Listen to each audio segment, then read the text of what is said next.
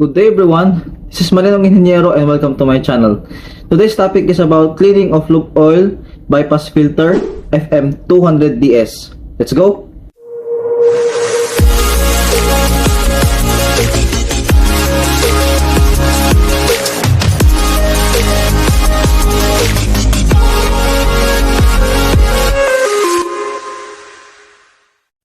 Lube oil bypass filter is commonly cleaned every 7 days after servicing the generator. Make sure that the sludge inside the rotor is not thicker than 35 mm or it will cause too much vibration. You have two choices on cleaning. Either you stop the engine or you can switch the selecting valve to bypass the lube oil flow.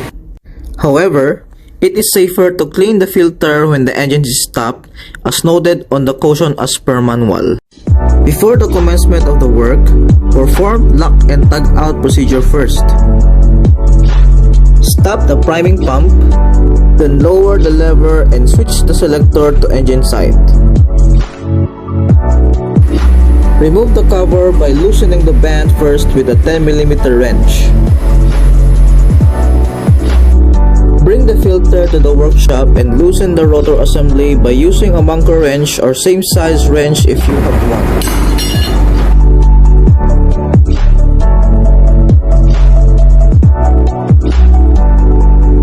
Remove the deposit carbon, remove the paper filter and clean the parts thoroughly.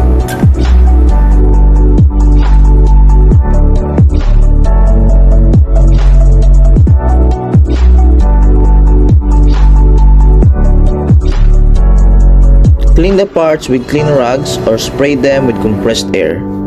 Then assemble the parts.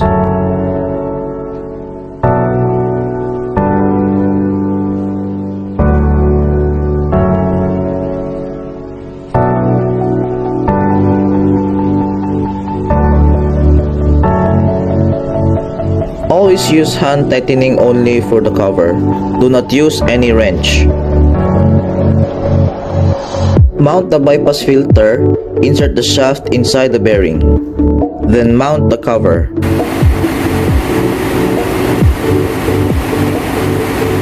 Tighten the band firmly and tighten the lock nut.